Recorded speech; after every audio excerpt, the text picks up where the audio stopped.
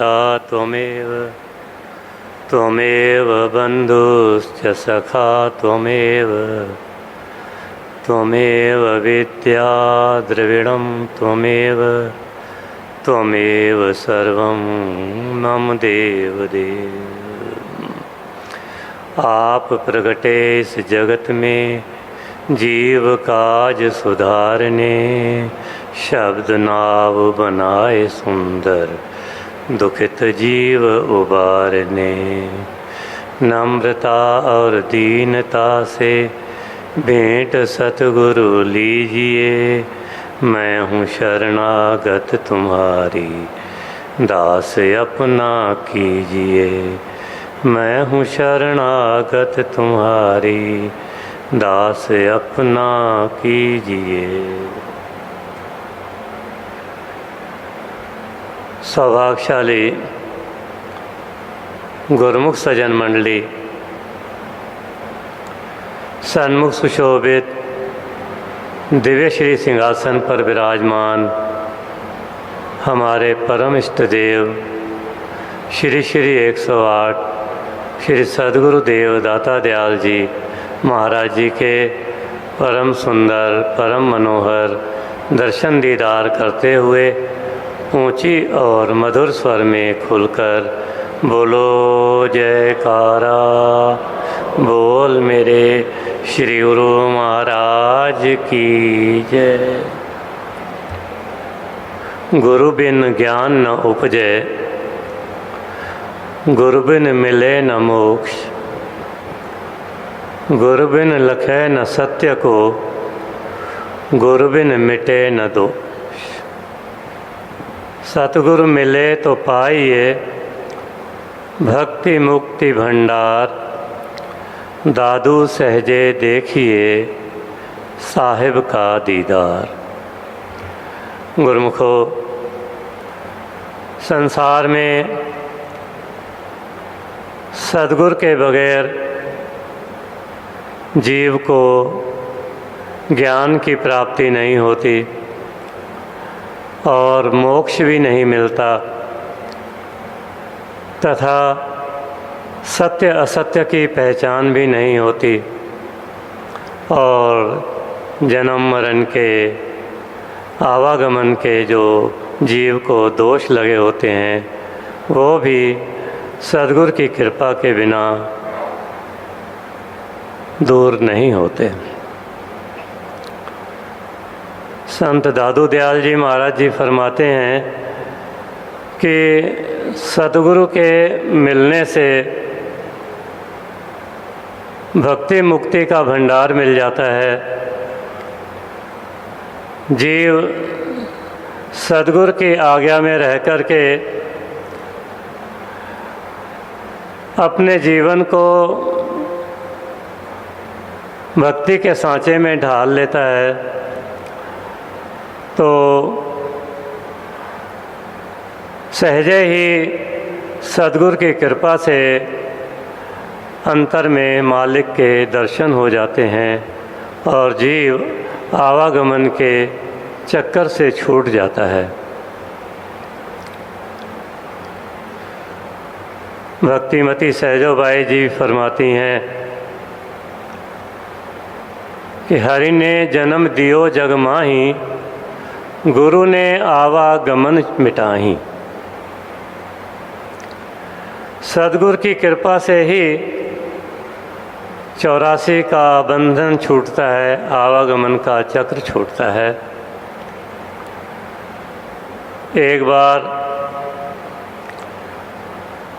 देवऋषि नारद जी और तीनों लोकों में भ्रमण करते थे, जहाँ भी जी चाहे वहाँ पहुँच जाते थे।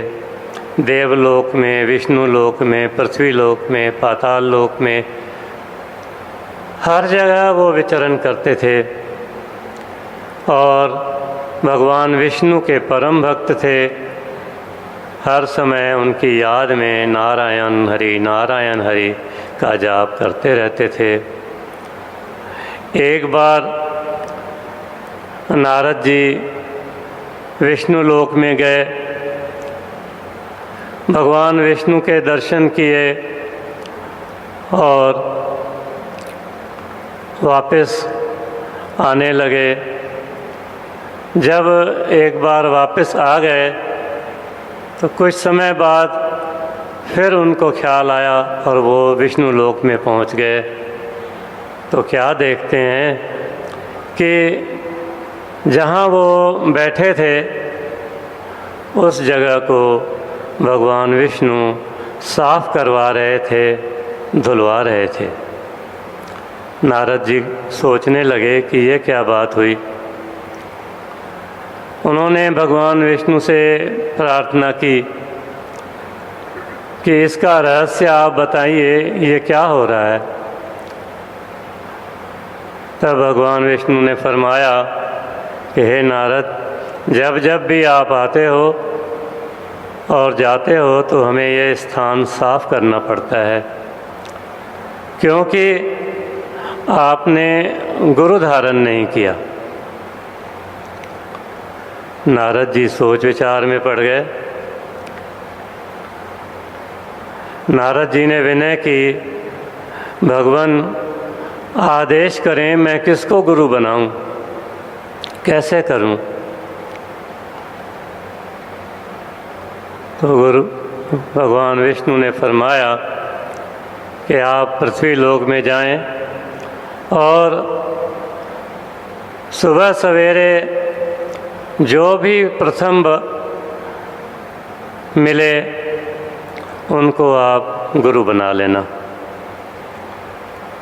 जब सुबह सवेरे नारद जी जाने लगे तो सामने से एक मछुआरा धीमर आ रहा था। तो नारद जी ने विचार किया कि भगवान की आज्ञा है तो मैं इन्हीं को गुरु धारण करता हूँ, और उनके पास जाके दंडवत वंदन करके उनको प्रार्थना की कि मुझे अपना शिष्य बना लो, मुझे दीक्षा दो। उन्होंने उस मछुआरे को गुरु धारण किया और दीक्षा प्राप्त की। फिर जब विष्णु लोक में देवर्षि नारद जी पहुँचे दोबारा, तो भगवान विष्णु ने पूछा कि क्या तुमने गुरु धारण कर लिया।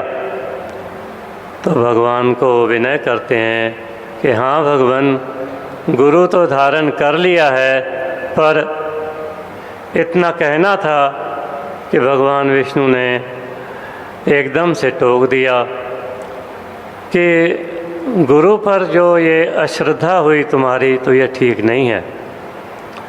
अब तुमको 84 लाख योनियाँ भुगतनी पड़ेंगी, उसके बाद तुम्हारा फिर गुरु उद्धार करेंगे। तो नारद जी चिंता में पड़ गए और विनय की कि महाराज, इससे छुटकारा पाने का कोई मुझे साधन बताओ। तो भगवान ने फरमाया कि वो गुरु महाराज ही तुम्हें साधन बताएंगे। अब तुम गुरु महाराज जी की शरण में दोबारा जाओ और अपने किए की माफ़ी मांगो, और फिर वो आपको उद्धार का रास्ता देंगे। देवर्षि नारद जी दोबारा वापस आए और गुरु महाराज के चरणों में दंडोत वंदन करके अपनी भूल की क्षमा मांगी और सारा वृत्तांत विष्णु लोक का सुना दिया। गुरु महाराज तो कृपालु होते हैं, दयालु होते हैं, जीव की सुनते हैं और उसका समाधान भी करते हैं। तो गुरु महाराज जी ने नारद जी के कान में कुछ वचन फरमाए, जिनको सुनकर नारद जी दोबारा विष्णु लोक में आए और विष्णु भगवान ने पूछा कि गुरु महाराज जी मिले।